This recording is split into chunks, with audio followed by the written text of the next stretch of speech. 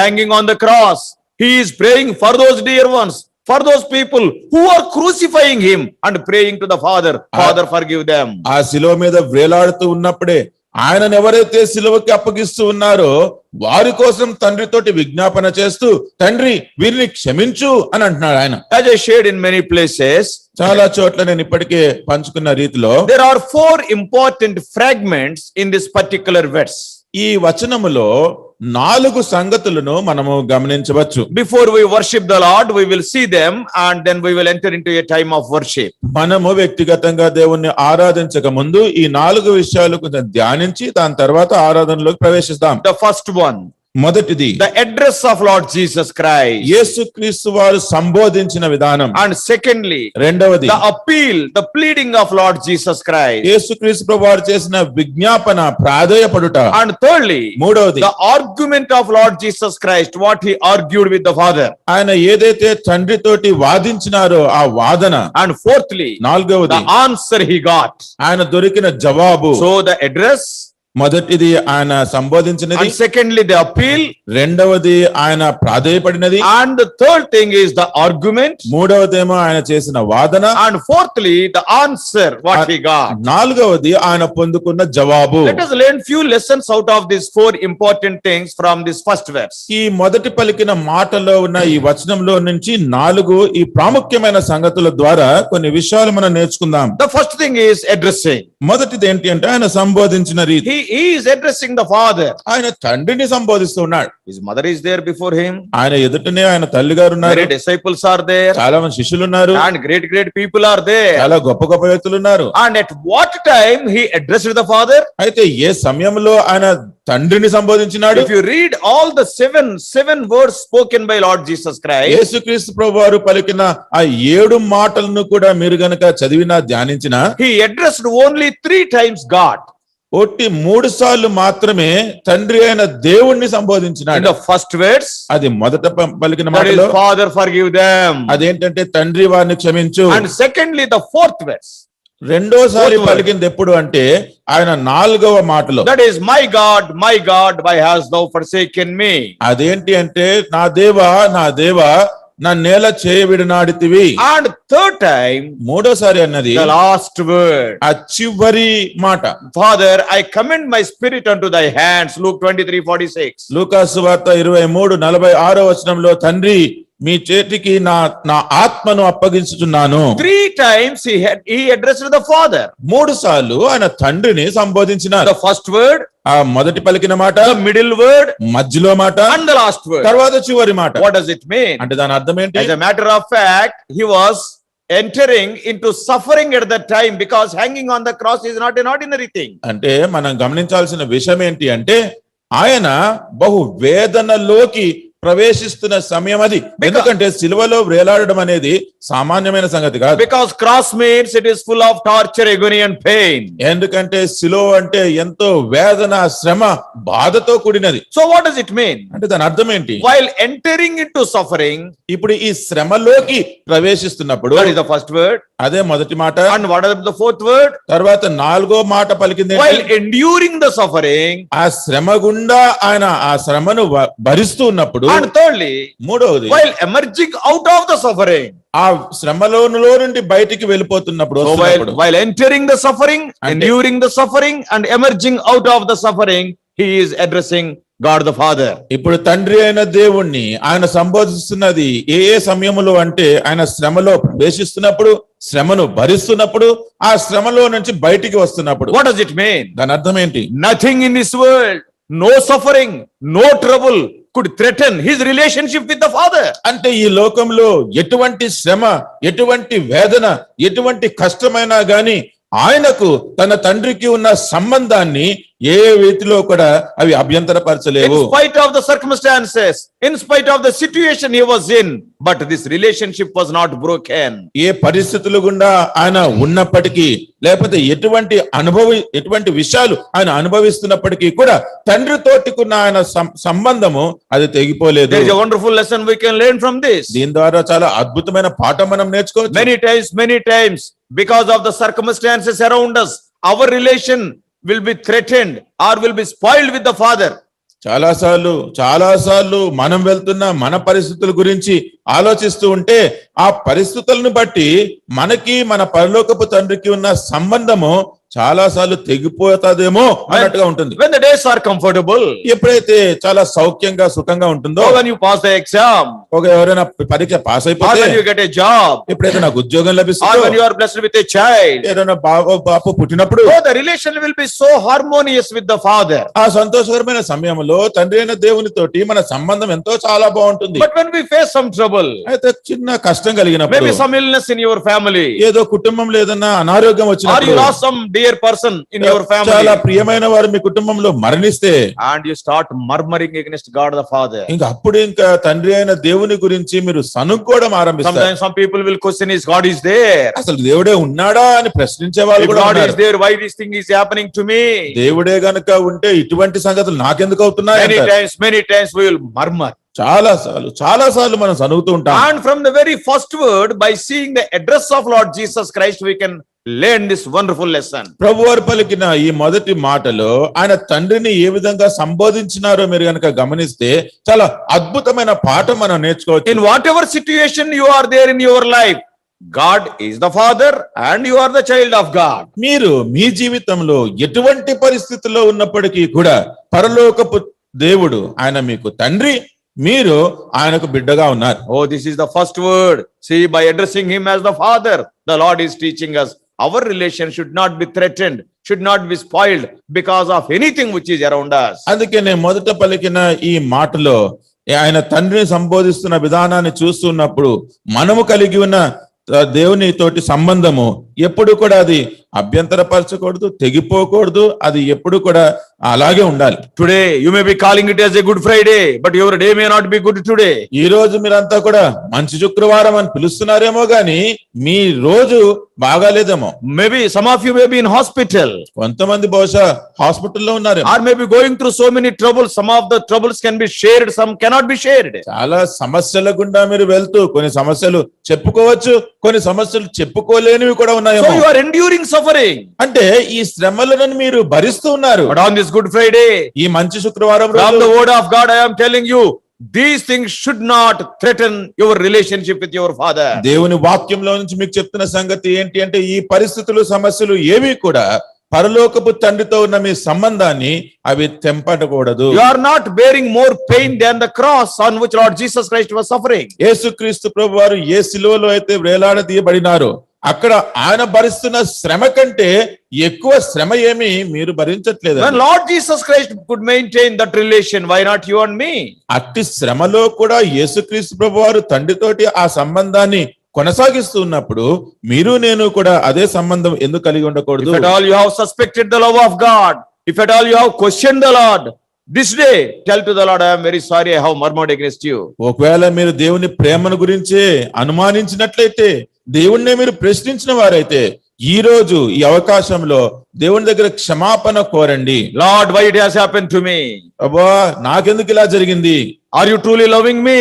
నిజంగానే మీరు నన్ను If ప్రేమిస్తున్నారా? you are loving me, why this is happening? మీరు నన్ను ప్రేమిస్తున్నట్లయితే ఇది నాకెందుకు అవుతుంది? If these questions are lingering in your mind, ask forgiveness today. మీ మనసులో గనుక ఇటువంటి ప్రశ్నలు కలిగి ఉన్నట్లయితే ఈ రోజు మీరు దేవుణ్ణి క్షమాపణ అడగండి. The wonderful lesson we learned from the 7 words of Lord Jesus Christ, especially in the area of his addressing, that is, our relationship with the Father should never be threatened. యేసు ప్రభు పలికిన ఈ చివరి మాటలలో అద్భుతమైన పాఠాలు మనం నేర్చుకుంటున్నది. మరి ముఖ్యంగా ఆయన తండ్రి అయిన దేవుని సంబోధించిన విధానంలో అంటే మన సంబంధము ఎప్పుడు కూడా దేవునితోటి తెగిపోకూడదు. And the second thing what we see here is ఇక్కడ రెండవది మనం చూసేది ఏంటంటే the appeal. ఆయన ప్రాధేయపడుట, Forgive them. వారిని క్షమించు. So in the original Greek, it is not a single time asking the Father forgive them. It is a repeated prayer. ఇప్పుడు ఆదిమ గ్రీకు భాషలో ఇది చెప్పబడిన రీతి మనం గమనిస్తే అదేదో ఒక్కసారి క్షమించమని అడిగినది కాదు. ఆయన పదే పదే వీని క్షమించండి అని ప్రాధేయపడుతూ ఉన్నారు. They are almost treating Lord Jesus Christ as their enemy. వారందరూ ఏమో యేసుక్రీస్తు ప్రభువాన్ని వారి శత్రువుగానే They భావిస్తుండేవారు. sufficiently tortured him. వారు అసాధ్యమైనంత చిత్రహింస పెట్టినారు. Now they are shouting, crucify him. ఇప్పుడేమో సిలువేయండి సిలువేయండి అని కేకలు పెడుతున్నారు. And for those enemies he is praying. ఆ శత్రువుల కొరకు ఈయన ప్రాధేయపడుతున్నారు. Lord, forgive them. తండ్రి వారిని క్షమించు. Many times we call ourselves as godly people. చాలా సార్లు మనం ఏదో దేవుని బిడ్డలం అని చెప్పుకుంటూ ఉంటాం. When somebody does something wrong against us, ఒకవేళ మన పక్షంగా ఎవరైనా ఏదైనా చెడు చేసినట్లయితే we will never pray, Lord, forgive them. మనం ఎప్పుడూ కూడా ప్రభువా వారిని క్షమించు అని ప్రార్థన చేయం. And also we will not pray, Lord, punish them also. అంతేకాకుండా ప్రభువా వారిని శిక్షించు అని కూడా ప్రార్థన చేయం. But very intelligently we will pray. చాలా తెలివిగా మనం ప్రార్థన చేస్తూ ఉంటాం. Because this intelligence is the produce or product of 21st century. ఎందుకంటే ఈ 21వ శతాబ్దంలోనే ఈ తెలివితేటలన్నీ కూడా మానవుల్లోకి వచ్చినాయి. And how we will pray? ఎలా ప్రార్థిస్తాం? Lord, you know everything. ప్రభువా మీకు అన్ని తెలుసు. And you know his heart. అదిగో ఆయన హృదయం కూడా మీకు And you తెలుసు. know my heart. నా హృదయం కూడా మీకు తెలుసు. Unnecessarily he is blaming me. అనవసరంగా ఆయన నన్ను He is నిందిస్తున్నాడు, hurting me. నన్ను బాధ పెడుతున్నాడు. And what we will say? మనం ఏమంటాం? You only judge him. మీరే ఆయనకి తీర్పు తీర్చండి. That judge him, it is a very polished word. Indirectly what we are telling, you punish him. Isn't it? మీరు తీర్పు తీర్చండి. ఆ తీర్పు తీర్చుట అనేది అది చాలా వినడానికి చక్కని మాటలాగా ఉంటది గాని మనం అసలు ఆ మాట ద్వారా చెప్తున్నది ఏంటి అంటే ఇంకా ఆయనకి శిక్ష విధించేయండి అంటున్నాం. You judge him. ఆయనకి తీర్పు తీర్చండి. We are telling to the Lord, I am innocent, he is guilty, and you judge him. అంటే మనం దేవునితో ఏమంటున్నామంటే ప్రభువా నేనైతే అమాయకుడిని, ఆయనే దోషి, అందుకనే ఆయనకి తీర్పు తీర్చండి. But Lord Jesus Christ, from his appeal, we learn a different lesson. అయితే యేసుక్రీస్తు ప్రభువారు ఆయన చేసిన విజ్ఞాపన లేకపోతే ఈ ప్రాధేయపడట దాని గురించి ఇంకో పాఠం నేర్చుకుంటున్నాం. Yes, he is the Holy One. ఆయన పరిశుద్ధుడు. But all those sinners are, we all know how they are torturing Lord Jesus Christ on that day. ఆ దినము ఆయన ఎదుట ఉన్న పాపులందరూ కూడా ఆయనను ఎలాగా చిత్రహింస పెడుతున్నారో మనకి తెలుసు. Why he is appealing? అయితే ఆయన ప్రాధేయపట్టు ద్వారా Why he is appealing? ఎందుకు ఆయన ప్రాధేయపడుతున్నాడు? Because it is the fulfillment of the word of God. ఎందుకంటే అది దేవుని వాక్యం యొక్క నెరవేర్పుగా ఉంటుంది. Because Isaiah almost more than 700 years before his birth, ఎందుకంటే యేసుక్రీస్తు ప్రభువు జన్మించక ముందే 700 సంవత్సరాల ముందే యెషయా ప్రవక్త prophet Isaiah prophesied in 53rd chapter, యెషయా గ్రంథము 53వ అధ్యాయంలో ఈ ప్రవక్త ప్రవచించింది ఏంటంటే and in the last words, ఆ చివరి వచనంలో and almost in the last line, he made intercession for the transgressors. చివరి లైన్ చూడండి, తిరుగుబాటు చేసిన వారి గూర్చి విజ్ఞాపనము చేసెను. Whenever you see the life of Lord Jesus Christ, మీరు ఎప్పుడైనా యేసుక్రీస్తు ప్రభువు వారి జీవితాన్ని గమనించినప్పుడు whatever word he has spoken, whatever step he has taken, it is the fulfillment of the word of God. ఆయన ఏ మాట పలికినా ఎటువంటి అడుగు తీసుకున్నా అవన్నీ కూడా పరలోకపు తండ్రి యొక్క చిత్తాన్ని ఆయన నెరవేర్చిందే. We are good at speaking wasteful words. మనమేమో వ్యర్థమైన మాటలు మాట్లాడే వాళ్ళం. For time pass. అదంతా కూడా ఏదో టైం పాస్ కోసం మాట్లాడేస్తుంటాం. Lord Jesus Christ was not like that. అయితే యేసుక్రీస్తు ప్రభువు వారు అలాగే ఏమీ మాట్లాడలేదు. That's why he could finish his ministry in just 3.5 years. అందుకనే ఆయన పూర్తి పరిచర్య అంతా కూడా 3.5 సంవత్సరాలలోనే ముగించుకోగలిగారు. So whatever word he has spoken, wherever he has spoken, it was the fulfillment of the prophecy. అందుకనే ఆయన ఏ మాట పలికినా ఎక్కడ ఆ మాట చెప్పినా ఆ మాటలన్నీ కూడా ఈ ప్రవచనాల యొక్క నెరవేర్పు మాత్రమే. So suddenly he must have remembered what Isaiah prophesied. అందుకనే యెషయా ఏమైతే ప్రవచించినాడో ఆయన అకస్మాత్తుగా గుర్తు తెచ్చుకొని he pleaded for the transgressors. ఈ తిరుగుబాటు చేసే వారి కొరకు ఆయన విజ్ఞాపన So చేసినాడు. immediately he started praying for them. వారి కొరకు వెంటనే ప్రార్థన విజ్ఞాపన చేయడం I have come to ఆరంభించాడు. this world to fulfill the prophecy. ఇదిగో ఈ ప్రవచన నెరవేర్చడానికి ఈ లోకానికి నేను వచ్చాను. Lord, forgive them. తండ్రి వీరిని క్షమించు. So it is the fulfillment of the word of God. అంటే దేవుని యొక్క వాక్యము నెరవేర్చడానికే ఆయన అలాగే And చెప్పినాడు. secondly, రెండవదిగా he was practicing what he preached. ఆయన ఏదైతే బోధించినాడో అదే క్రియాపూర్వకంగా చేసి He చూపిస్తున్నాడు. was practicing his message. He always preached, love your enemies. ఎందుకంటే ఆయన బోధించిందంతా మీ శత్రువుని మీరు ప్రేమించుడి అని బోధిస్తూ ఉండినాడు కనుక అదే క్రియాపూర్వకంగా Yeah, చూపిస్తున్నాడు. this is the difference between Lord Jesus Christ and the present day messengers. అందుకనే యేసుక్రీస్తు ప్రభు ప్రభువారికి ప్రస్తుతం ఉన్న బోధకులకి కూడా ఈ తేడా గమనించవచ్చు. Many times we also will preach, love your enemies, but how many times we are loving our enemies? చాలా సార్లు ఇక్కడ నుంచి బోధించే వాళ్ళు మీ శత్రువుల్ని ప్రేమించండి అని బోధిస్తారు గాని వారు ఎంత మట్టుకు శత్రువులను If ప్రేమించగలుగుతున్నారు? you and I can love our enemies, there is no need of a police station, there is no need of a court. మీరు నేను గనక శత్రువులని ప్రేమించగలిగితే అసలు పోలీస్ స్టేషన్ అవసరం లేదు, ఈ కోర్టుకి వెళ్లాల్సిన అవసరం కూడా ఉండదు. If both the parties says, I am sorry, I am sorry, I am wrong, I want to love you, I want to love you, then where is the need of all these things? ఇరు పక్షాలు కూడా నన్ను క్షమించండి మీది తప్పు కాదు అని అంతా చెప్పుకుంటుంటే అసలు ఇక ఈ పోలీస్ స్టేషన్లు వీటి అవసరత ఏముంటుంది? Many times our behavior is completely contrary to our message. అయితే చాలా సార్లు మనము వ్యవహరించే తీరు అది బోధించే దానికి భిన్నంగా ఉంటుంది. And here Lord Jesus Christ is putting an example. ఇక్కడ యేసుక్రీస్తు ప్రభువారు మనకు ఒక ఉదాహరణ He is చూపిస్తున్నారు. practicing his message. Love your enemies, he said. Till the last moment, he loved the enemies. ఆయన ఏదైతే బోధించినారో శత్రువుని ప్రేమించుడి అని చెప్పినాడు, అదే విషయాన్ని తన జీవితంలో క్రియాపూర్వకంగా చివరి వరకు అంతము వరకు చూపిస్తుండే. So why he was appealing like that? ఆ విధంగా ఆయన విజ్ఞాపన చేస్తున్నప్పుడు And why he was appealing? ఎందుకు అట్లా విజ్ఞాపన చేస్తున్నాడు? Because he was fulfilling the word of God. ఆయన దేవుని వాక్యాన్ని నెరవేరుస్తున్నాడు. And secondly, he is practicing his message. రెండవది ఆయన బోధించినది ఆయన క్రియాపూర్వకంగా చేసి And చూపిస్తున్నాడు. thirdly, మూడోది the very purpose of his death is to die for sinners. ఆయన మరణించడమే, దానికి కారణం ఏంటి అంటే పాపుల కొరకే ఆయన Just now మరణిస్తున్నాడు. we have mentioned Luke 19:10. లూకా సువార్త 19:10 ఇప్పుడే చూసుకున్నాం. Same thing Paul is writing to Timothy in 1 Timothy 1:15. మొదటి తిమోతికి రాసిన మొదటి పత్రిక 1:15 కూడా అపోస్తలుడైన పౌలు అదే మాట అంటున్నాడు. Right from the day of his birth, he never wavered, he never diverted. All the time he was towards the goal, that is the cross. ఆయన జన్మించినది మొదలు మన ప్రభువు వారు ఎప్పుడు కూడా ఏ ఉద్దేశంతో ఆయన ఈ లోకంలో జన్మించినారో దాని గురించి ఎప్పుడు ప్రక్కకి తప్పిపోలేదు. ఆయన గురి, ఆయన గమ్యము ఆ శిలువ ఏదైతే ఉందో దాని వైపుగానే కొనసాగుతూ He ఉండినారు. never forgot the purpose of his birth. ఆయన ఎందుకు జన్మించినాడు అన్న ఆ కారణము ఉద్దేశము మర్చిపోలేదు. Every one of us, we are born to live, but Lord Jesus Christ was born to die.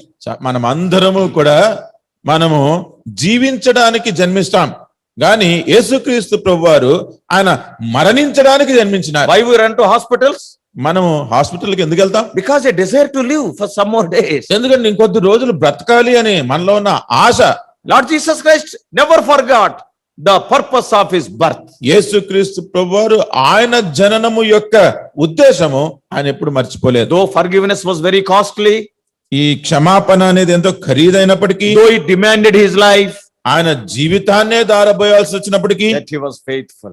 అయినప్పటికీ నమ్మకంగా ఆ జరిగించిన. Yes, the purpose of my death is, my life is to die on the cross. ఇదిగో నా జీవితం యొక్క ఉద్దేశము లేకపోతే ఆ గమ్యమే శిలువ పైన నేను So in మరణించాలి. his appeal we can see three important things. అందుకనే ఆయన చేసిన ఈ విజ్ఞాపన ప్రాధేయపడట్లో 3 ప్రాముఖ్యమైన సంగతులు చూడొచ్చు. That is the fulfillment of the word of God. మొదటిది దేవుని వాక్యం యొక్క నెరవేర్పు. And secondly, practicing his message. రెండవది ఆయన ఏది బోధించినాడో అది క్రియాపూర్వకంగా చేసి And చూపించడము. thirdly, the purpose of his death. మూడవది ఏంటంటే ఆయన ఎందుకు మరణిస్తున్నాడో దాని యొక్క ఉద్దేశము. So we also, our lives, we have to practice these things. అందుకనే మన జీవితంలో కూడా మనం ఇటువంటివి కొనసాగిస్తూ ఉండాలి. And third thing is, ఇప్పుడు మూడోది ఏంటంటే not only he appealed, ఆయన విజ్ఞాపన చేయడమే కాదు, what I feel, what I imagine is, నేను ఊహించుకునేది లేకపోతే నేను అనుకునేది ఏంటంటే, when Lord Jesus Christ pleaded the Father forgive them. తండ్రితోటి ఎప్పుడైతే యేసుక్రీస్తు ప్రభువారు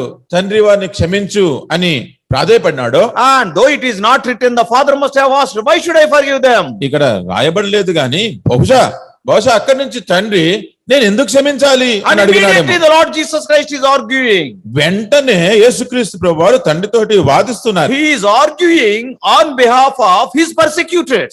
ఎవరైతే ఆయనను శ్రమ హింసిస్తూ ఉన్నారో వారి గురించి ఆయన తండ్రితోటి వాదిస్తూ ఉన్నాడు. And what he is replying?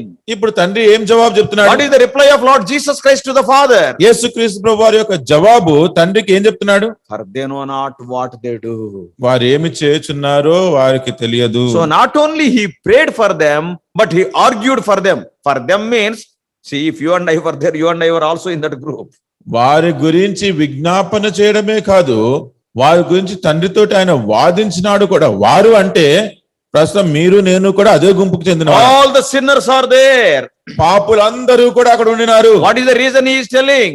ఇప్పుడు ఆయన చెప్తున్న కారణం ఏంటి? They are ignorant of what they are doing. They do not know what they are doing. వారు ఏమి చేస్తున్నారో వారు ఎరుగరు, వారికి తెలియదు అంటున్నాడు. Because they are ignorant, please forgive them. వారికి తెలియదు కాబట్టి, వారు అమాయకులు కాబట్టి వారిని క్షమించు అంటున్నాడు. The world, ఈ లోకంలో though we are ignorant, punishment is inevitable. మనము అమాయకులం అయినప్పటికీ కూడా శిక్ష మన మీద పడొస్తుంది. A small child is there, ఏదో చిన్న పిల్లోడు ఉన్నాడు అనుకోండి, and that child doesn't know that it is a burning coal, ఆ చిన్న బిడ్డకి అక్కడ కాలుతున్న బొగ్గు దాని గురించి సరిగ్గా తెలియదు. and he will go and touch it innocently, ignorantly, వెళ్ళి చాలా అమాయకంగా ఏమి తెలియకుండా ఆ కాలుతున్న బొగ్గును పట్టుకుంటాడు. and then the firing coal will never say, oh, ignorantly this little child is touching me, so I will not cause any boil to him. ఇప్పుడు ఆ మండుతున్న రగులుతున్న ఆ బొగ్గు, అయ్యో ఈ పిల్లవాడు ఏదో అమాయకంగా నన్ను ముట్టుకున్నాడు అందుకనే నేను ఆయనకి ఏమి గాయం కలిగించను అని అనుకోదు. Yes, though you do it ignorantly, the punishment is inevitable. అమాయకంగా నీవు చేసినప్పటికీ కూడా అది కాలుస్తుంది, ఆ శిక్ష మనకి తప్పదు. Sometimes we go to a new city. కొన్నిసార్లు మనం ఏదో కొత్త పట్టణానికి We వెళ్తాం, will be driving our car. మన కారు ఏదో నడిపిస్తుంటాం. We do not know whether it is one-way traffic or two-way traffic. ఒక వీధిలో అది ఒక వైపే వెళ్ళాలా లేకపోతే రెండు వైపులా రావచ్చు, అది మనకు తెలియదు. Because we are new to that city, we will be going in the wrong direction. అదేదో మనకి కొత్త పట్టణం కాబట్టి మనమేమో తప్పు దారిలో వెళ్ళిపోతూ ఉంటాం. Immediately our uncle will stop there. అక్కడ పోలీస్ ఆయన వచ్చి మనల్ని ఆపుతాడు. Why you are coming in this way? అరే ఇటువైపు ఎందుకు వస్తున్నావు నువ్వు? Sir, I am from Hyderabad. I came for the first time. అయ్యా నేను Ignorantly I am coming. Hyderabad నుంచి ఇక్కడికి మొదటిసారి వచ్చానయ్యా, నాకు తెలియదు, అమాయకంగా వస్తున్నాను. Then what he will say? అప్పుడు ఆయన ఏమంటాడు? First pay 1000 rupees 35 and then you can talk about your ignorance. ముందు 1000 రూపాయలు జరిమానా కట్టి దాని తర్వాత నీకేమేం తెలియదు అప్పుడు చెప్పంట. So in this world, though you do things ignorantly, the punishment is inevitable. అందుకనే ఈ లోకంలో మీరు ఏ పనైనా సరే అమాయకంగా చేసినా దానికి శిక్ష తప్పదు. But అయితే what Lord Jesus Christ is praying? ఇప్పుడు యేసుక్రీస్తు ప్రభువారు ఏమి ప్రార్థిస్తున్నారు? Lord, that punishment put it on me. ప్రభువా తండ్రి ఆ శిక్ష అంతా కూడా నా మీద వేసేయ్. They are doing it ignorantly. వారు తెలియకుండా అమాయకంగా చేస్తున్నారు. And they are ignorant of my person who I am. They do not know. అసలు నేను ఎటువంటి వ్యక్తినో దేనికి వచ్చానో అది తెలియక చేస్తున్నారు, వారికి తెలియదు. Because they have not believed me as Messiah. ఎందుకంటే నేను మెస్సయ్యా అన్న సంగతి వారు ఇంకా They are నమ్మట్లేదు. treating me as a prophet. నేను ఏదో ప్రవక్తను అన్నట్టుగానే వాళ్ళు So భావిస్తున్నారు. they are ignorant of their my person. అందుకనే నా వ్యక్తిత్వం ఏంటో వారు తెలియని అమాయకులు. Not only that, అంతేకాదు they are ignorant of their own actions. వారు చేస్తున్న పనుల గురించి కూడా వారు అమాయకులే. They parted his garments. ఎందుకంటే ఆయన వస్త్రాన్ని చింపేసినారు, And they have given him vinegar. ఆయనకి చేదు రవం ఇచ్చినారు. And also they have hanged other transgressors with him. ఆయనతో పాటు మిగతా దోషులను కూడా సిలువేసినారు. Unknowingly, they are fulfilling the word of God. వారికి తెలియకుండానే వారు దేవుని వాక్యానంతా కూడా నెరవేరుస్తూ ఉన్నారు. All these three things, for example, parting his garments is mentioned in Psalm 22:18. కీర్తన 22:18 వచనంలో ఆయన వస్త్రమును చింపివేస్తారని ముందుగానే ప్రవచింపబడింది. And it is also prophesied they will give vinegar to him in Psalm 69:21. 69వ కీర్తన 21వ వచనంలో ఆయనకి ఈ చేదు రవము ఇస్తారు అని చెప్పి అక్కడ And also ప్రవచింపబడింది. he will be hanged among the transgressors. Just now we have read from Isaiah 53:12. అతిక్రమం చే వారిలో ఆయనను కూడా సిలువ వేస్తారు అని చెప్పి యెషయా గ్రంథం 53వ అధ్యాయంలో ఇప్పుడే చదివాం. Yeah, they are ignorant. వారంతా ఇవి తెలియని అమాయకులు. Not only that, అంతేకాదు they are ignorant of their sin. వారి పాపముల గురించి కూడా వారు తెలియని అమాయకులుగానే ఉన్నారు. Because they were following the Jewish law like Apostle Paul before his conversion. అపోస్తలుడైన పౌలు ఆయన ఇంకా మారకుండా ఉండినప్పుడు ఎలాగైతే యూదుల ఆచారాన్ని నిష్ఠగా పాటిస్తున్నారో వీరందరూ కూడా ఒకటి ఆచారాన్ని పాటిస్తున్నారు. Persecuting the church of God, persecuting the son of God. Paul was thinking he was doing the service of God. దేవుని సంఘాన్ని హింసిస్తూ దేవుని కుమారుణ్ణి హింసిస్తూ అపోస్తలుడైన పౌలు నేను నా ఆచారాన్ని నిష్ఠగా పాటిస్తున్నాను అనుకున్నాడు. I am doing the service of the Lord. నేను దేవుని సేవ చేస్తున్నాను అనుకున్నాడు. They are also doing like that. వీరందరూ కూడా అలాగే చేస్తున్నారు. What Jesus Christ is praying. అయితే యేసుక్రీస్తు ప్రభువారు వారి గురించి ఏమని What ప్రార్థిస్తున్నాడు? is his argument? తండ్రితోటి ఆయన చేస్తున్న వాదన They are ఏంటి? ignorant of my person. నేను ఏ వ్యక్తిని ఏ వ్యక్తిత్వంతో ఇక్కడ ఉన్నానో అది తెలియని They are ప్రజలు. ignorant of their actions. వారు చేస్తున్న పనుల గురించి కూడా వారు అమాయకులుగా They are ఉన్నారు. ignorant of their sin and they are thinking that they are doing service to the Lord. వారు పాపులు అని వారు తెలియకుండా అమాయకంగా ఇంకా మేమంతా దేవుడికే సేవ చేస్తున్నాం అనుకుంటున్నారు. Paul says in 1 Timothy 1:13, అపోస్తలుడైన పౌలు తిమోతికి రాసిన మొదటి పత్రిక 1:13 అంటున్నాడు, and through that verse only I was saved in my life. నా జీవితంలో కూడా ఈ వాక్యం ద్వారానే నేను రక్షింపబడినాను. I have done these things ignorantly in unbelief. That's why I am forgiven. నేను తెలియక అవిశ్వాసం వలన చేసి తిని గనుక కనికరింపబడి తిని. Yes, that is what has happened here. అదే సంగతి ఇక శిలువ దగ్గర కూడా జరిగింది. And because the answer came from the Father. ఇప్పుడు జవాబు తండ్రి దగ్గర నుంచి వచ్చింది. The Father accepted the pleading, the appeal and the argument of the Son. కుమారుడు సంబోధించిన విధానము, ఆయన చేసిన విజ్ఞాపన, ఆయన చేసిన వాదన తండ్రి అంగీకరించినాడు. And he sent a message in Acts 3:17. అపోస్తలుల కార్యములు 3:17 ఆయన ఒక సందేశాన్ని పంపించినాడు. What is that? అదేంటి? Acts chapter 3 అపోస్తలుల కార్యములు 3:17 and verse 17. 17. What is written there? అక్కడ ఏమని రాయబడింది? And now, brethren, I would that through ignorance you did it, as did also your rulers. సహోదరులారా, మీరును మీ అధికారులను తెలియక చేసిరని నాకు తెలియను. Yes, I know that you have done it ignorantly. తెలియక చేసినారు అని నేను Not only ఎరుగుదును. you and your rulers. మీరు మీ అధికారులు. And that's why he sent the message of salvation. అందుకనే ఆయన ఈ రక్షణ వర్తమానాన్ని పంపించినాడు. That's why, as I already mentioned, it was the experience of Apostle Paul. మీకు ముందుగానే చెప్పినట్టుగా ఇది అపోస్తలుడైన పౌలు కూడా అనుభవించిన రీతి. It is the experience of me also. మన అనుభవం కూడా, It is నా the అనుభవం experience కూడా. of you if you are born again. మీరు కూడా తిరిగి జన్మించిన వారైతే ఇది మీ అనుభవం కూడా. You and I were there in the group of people who were persecuting Lord Jesus Christ on the day of his crucifixion. యేసుక్రీస్తు ప్రభువారు శిలువకు అప్పగించిన దినాన్న ఆయనని హింసిస్తున్న ప్రజల గుంపులో మీరు నేను కూడా ఉండిన We వారమే. are sinners and we are also sinners. వారు పాపులే, మనము కూడా పాపులమే. The appeal what he made, not only for them, for us also. యేసుక్రీస్తు ప్రభువారు వారి నిమిత్తమై చేసిన విజ్ఞాపన అది వారికే కాదు అని మన కొరకు The కూడా argument చేసినాడు. he made is not only for them, for us also. వారి కోసం చేసిన వాదన అది వారి కోసమే కాదు, అది మన కోసం కూడా. And the answer came not only for them, for us also. తండ్రి నుంచి జవాబు వారి కోసమే కాదు, మన కోసం కూడా వచ్చింది. My son, my daughter, I will forgive you because you have done it ignorantly in unbelief. This is the voice of the Lord the day when we confessed our sins. తెలియకే చేసినావు గనుక నా కుమారుడా, నా కుమార్తె, నేను మిమ్మల్ని క్షమిస్తాను అని పలికిన మాట అది. Because of that forgiveness. ఆ క్షమాపణను బట్టి Today what a privilege we got.